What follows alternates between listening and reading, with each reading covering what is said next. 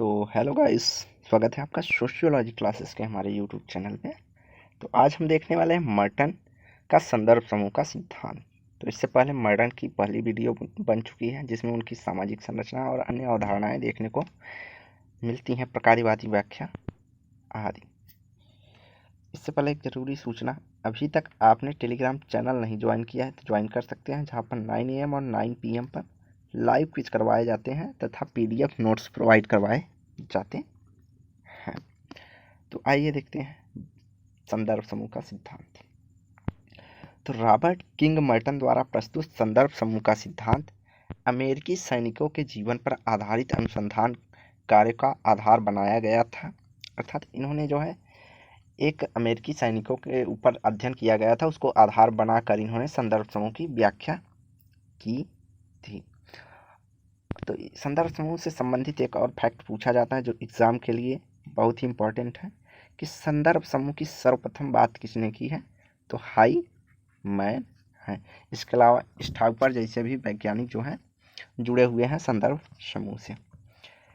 तो संदर्भ समूह मानव समाज में विभिन्न समूहों के संदर्भ में सापेक्षिक समूहों की अवधारणा पर आधारित एक सैद्धांतिक संकल्पना है।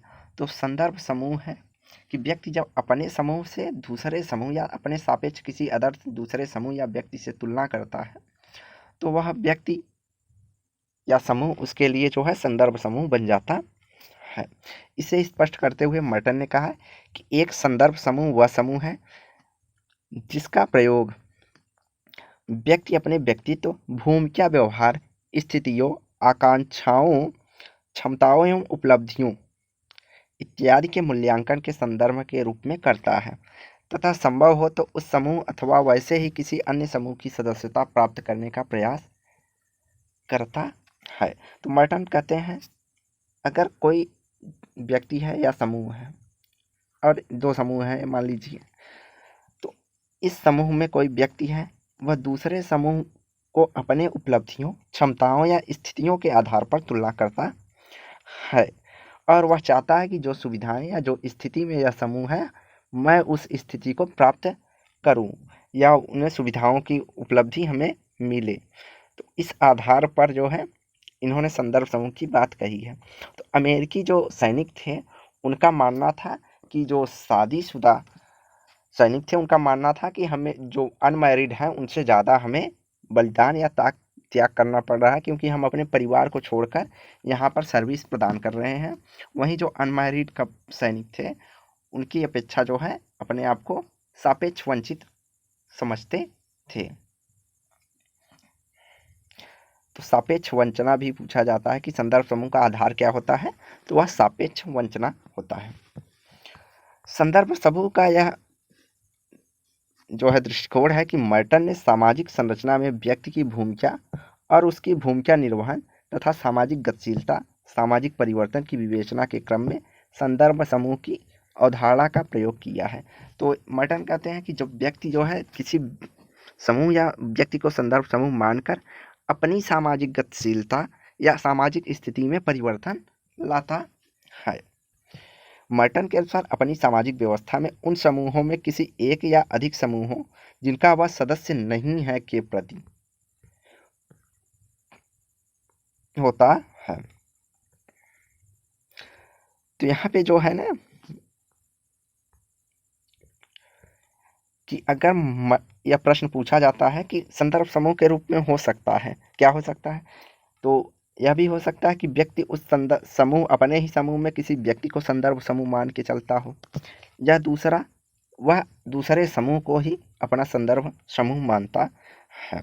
तो एक प्रश्न पिछले ईयरों में पूछा गया है कि व्यक्ति संदर्भ समूह मान सकता है जिसका वह सदस्य होता है और नहीं भी होता है जिसका वह सदस्य होता है या जिसका वह सदस्य नहीं होता है। तो इस तरह के प्रश्न पूछे जाते हैं। तो यहाँ राइट आंसर हो जाएगा जो कि संदर्भ समूह व्यक्ति उसको मान सकता है जिसमें व्यक्ति सदस्य हो भी सकता है और नहीं भी हो सकता है।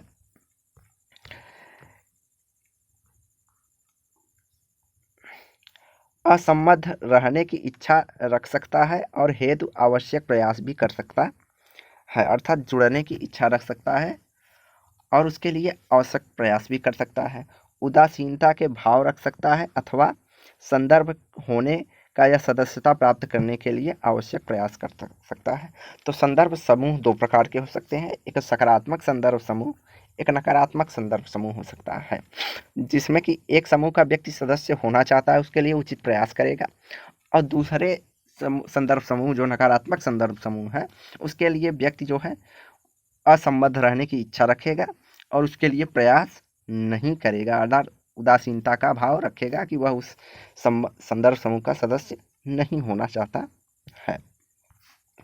संदर्भ समूह के निर्माण तथा संदर्भ समूह व्यवहार के उत्प्रेरक तत्व क्या हो सकते हैं? तो पहला, शक्ति, सत्ता और प्रतिष्ठा, पावर, अथॉरिटी एंड प्रेस्टीज। जब कोई व्यक्ति पहले से अधिक शक्ति एवं सत्ता या प्रतिष्ठा प्राप्त करने हेतु प्रेरित होता है तो इसे संदर्भ समूह में उसकी सहायता कर सकता है।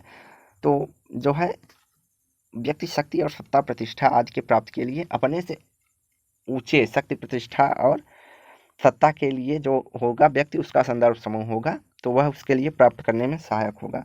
दूसरा, सामाजिक गतिशीलता के लिए। सामाजिक गतिशीलता व्यक्ति को अपने से बेहतर समूहों से अंतःक्रियाएं करने का अवसर प्रदान करता है और कतिपय समूहों की सदस्यता के संदर्भ में इस क्रम में व्यक्ति के लिए अभिप्रेरक के रूप में कार्य करता है। जैसे कोई क्लर्क है तो उसका जो संदर्भ समूह होगा तो उस ऑफिस का जो है मैनेजर हो सकता है।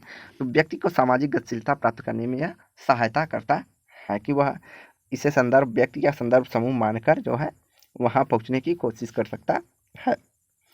सामाजिक बिलगाव, सोशल एलिहेनेशन, विघटनशील प्रवृत्तियों वाले समूह या समाजों में व्यक्ति जब स्वयं को अलग थलग विलगित महसूस करने लगता है तो वह अपने समूहों से तादात्म्य स्थापित करने में असफल रहता है। तब उसे समूह के प्रति विरोधी एवं नकारात्मक प्रवृत्ति घर करने लगती है और स्थिति में वह दूसरे समूह की सदस्यता ग्रहण करने की इच्छा करने लगता है। तो यहाँ कहने की बात है, अगर किसी समूह का व्यक्ति सदस्य है तो उससे जब विलगित या अलगावित स्थिति में रहता है तो वह अपने समूह के प्रति ही उसमें घृणित भावना हो जाती है, जिस कारण वह दूसरे समूह के प्रति जो है अपना सदस्य बनना चाहता है।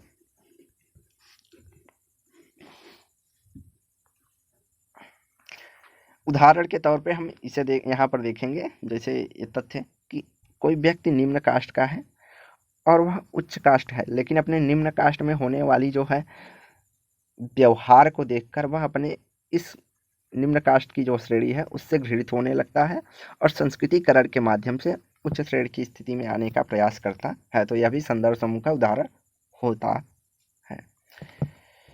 अगला, संदर्भ समूह के प्रकार। संदर्भ समूह के दो प्रकारों में विभाजित किया जा सकता है, संदर्भ समूह, सकारात्मक संदर्भ समूह एवं नकारात्मक संदर्भ समूह।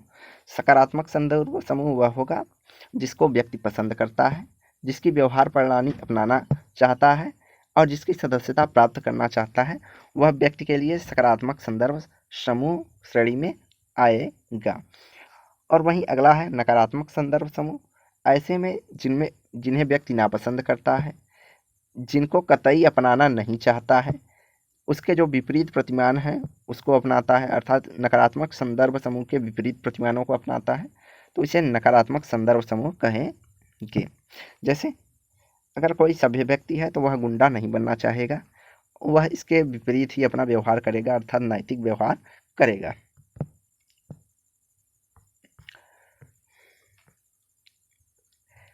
अगला है संदर्भ समूह के परिणाम क्या होते हैं।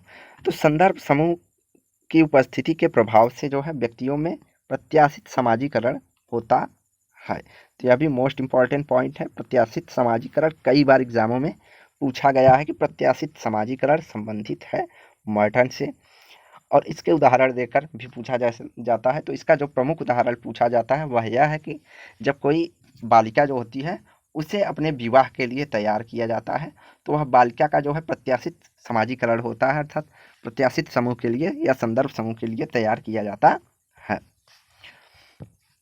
अगला, व्यक्तियों द्वारा अपने समूह के अलावा संदर्भ समूह की सदस्यता प्राप्त करने में समाज से सामाजिक गतिशीलता की प्रक्रिया प्रारंभ होती है। तीसरा है, संदर्भ समूह की सदस्यता के कारण प्रारंभ हुई सामाजिक गतिशीलता की प्रक्रिया समाज में परिवर्तन की प्रक्रिया को जन्म देती है। और चौथा, पॉइंट है कि समाज में संदर्भ समूह की सदस्यता का प्रभाव देखने को मिलेगा कि सदस्य में परिवर्तन के अनुसार ही व्यक्ति सामाजिक परिस्थिति और भूमिका में भी उसका अनुरूप परिवर्तन होगा।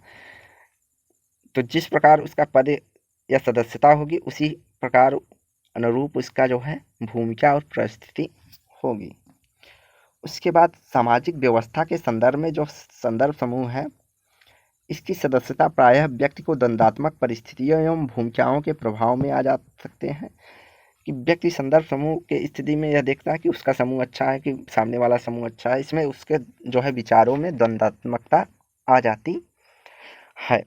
ऐसा इसलिए होता है कि व्यक्ति अपने संदर्भ समूह की सदस्यता प्राप्त कर लेने के बावजूद अपने मौलिक समूह की जो है सदस्यता से जुड़ी परिस्थितियां एवं भूमिकाओं को पूर्णतः विच्छेदित नहीं कर सकता है। अर्थात दो समूह हैं तो व्यक्ति यहाँ पर आकर जुड़ जाता है, लेकिन जो यहाँ के नियम प्रतिमान है तो उसको वह पूरी तरह भुला नहीं पाता है। यहाँ पर भी उसकी कुछ झलक देखने को मिल जाती है, इसलिए उसकी जो है भूमिकाओं में द्वंद्व की स्थिति बनी रहती है। सामाजिक व्यवस्था के संदर्भ में समूहों की उपस्थिति के कारण संदर्भ समूह की सदस्यता की इच्छा रखने वाले व्यक्तियों में इच्छित समूह की सदस्यता नहीं प्राप्त करने की स्थिति में उनमें अभाव बोध, असंतोष, प्रसन्नता के भाव का उभार आ जाता है। जैसे कोई प्यून है या कर्मचारी है, मान लीजिए क्लर्क ही है, वह पदोन्नत करके या सदस्य बन के अपनी मेहनत करके यहाँ पर तक मैनेजर के पोस्ट पर पहुँचने चाहता है, लेकिन क्या होता है कि वह अपनी इस स्थिति या संदर्भ समूह को प्राप्त नहीं कर पाता है, तो वह अपने आप को असंतोष, अभावबोध अर्थात सापेक्ष वंचन और दुखी महसूस करता है। तो इसकी आलोचना भी हुई है। तो आलोचना के संदर्भ में कुछ प्रमुख बिंदु हैं कि यह एक सीमित प्रकृति का सिद्धांत है, क्योंकि समाज जैसी कोई बृहद इकाई का एक अत्यंत छोटे समूह की व्याख्या पर आधारित है, इसे सामाजिक संरचना की चर्चा नहीं की जा सकती है। तो यहाँ आलोचक कहते हैं कि केवल समूह के परिवर्तन के आधार पर सामाजिक संरचना में परिवर्तन की बात नहीं कही जा सकती। अगला पॉइंट है कि इसके शीर्षक की जो तार्किकता पर है वह प्रश्न चिन्ह है। इस आधार पर लगाया जा सकता है कि संदर्भ समूह शीर्षक एक भ्रामक शीर्षक है, क्योंकि इसमें समूह के साथ साथ व्यक्ति भी सम्मिलित होता है।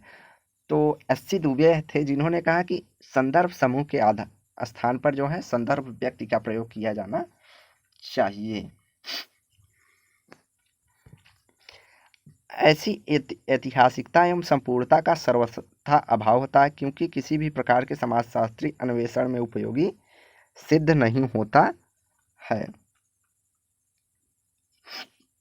तो ऐतिहासिक और संपूर्णता का जो सर्वथा, इसमें इतिहास का जो है माना गया है आलोचकों द्वारा कि ऐतिहासिक जो है इसमें अभाव देखने को मिलता है, और इसमें जो है समाजशास्त्री अन्वेषण की उपयोगिता या खोज सिद्ध नहीं होती है।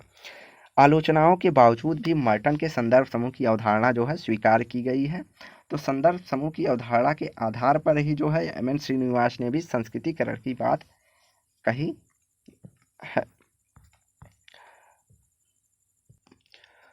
तो आइए देखते हैं मर्टन की जो है प्रमुख कृतियाँ कौन सी हैं। तो मर्टन की जो प्रमुख कृति है उसमें पहला नाम है science, technology and society in the 17th century in England 1938। दूसरी पुस्तक है इनका फोकस्ड इंटरव्यू। तो यह एग्जाम में पूछी गई पुस्तक है, द फोकस्ड इंटरव्यू 1956।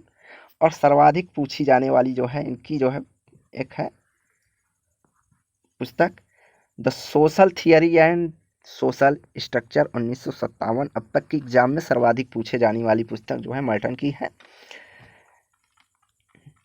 अगली पुस्तक है contemporary social problem with Nisbet. तो अगली पुस्तक इन्होंने कंटेम्पररी सोशल प्रॉब्लम निस्बेट के साथ लिखी है, जो 1961 में लिखी गई है। On the shoulder of giant 1965। और the sociology of science. The sociology science भी मोस्ट इम्पॉर्टेंट है, क्योंकि यह भी एग्जाम में पूछी गई पुस्तक है। Sociology MB. वायलेंस 1976। यह भी प्रमुख पुस्तक है इनकी। इनके अलावा एक पुस्तक है सोशल स्ट्रक्चर एंड एनोमी। तो यह जो है इनकी प्रमुख पुस्तकें रही हैं जो कि एग्जाम में पूछी जाती हैं, जिनमें से the focused interview, the social theory and the social structure और द सोशियोलॉजी ऑफ साइंस, ये 3 महत्वपूर्ण पुस्तकें हैं जो कि बार बार एग्जाम में पूछी जाती हैं। तो आज की वीडियो जो है हम यहीं समाप्त करते हैं। वीडियो को लाइक एंड शेयर कीजिए, चैनल को सब्सक्राइब कीजिए, और अभी तक आपने अन्य वीडियोस नहीं देखे हैं तो जून 2023 करके एक प्लेलिस्ट बनी हुई है, आप जाकर देख सकते हैं। तो धन्यवाद।